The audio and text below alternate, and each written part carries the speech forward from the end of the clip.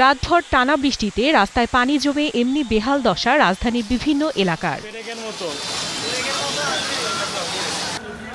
শুধু অলিগলি নয়, নগরীর প্রধান সড়কও তলিয়ে গেছে অনেক স্থানে।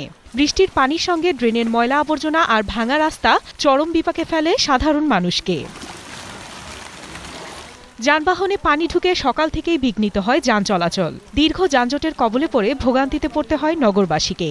সব তলিয়ে গেছে, স্টার্ট হইব না, মানে ঢাকায় নিতে হইব। রাস্তা দিয়ে যে পানি জমছে, এখন গাড়ি চালাতে তো কষ্ট হইতেছে। যদি গাড়ি অফ হয়ে যায় তাহলে তো আমরা আটকে গেছি। এখন হাতে যে লাইন বন্ধ করে দিছে, এই হিসেবে পানিটা যাইতে পারে না, এর লেগে পানিটা আটকে থাকে।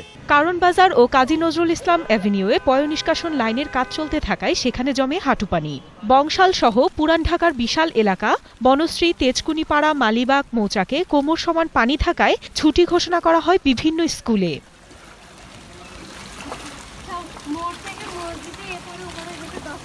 এদিকে ধানমন্ডি, মোহাম্মদপুর, মিরপুর, কাজীপাড়া এসব এলাকায় ভয়াবহ জলাবদ্ধতার সৃষ্টি হয়েছে।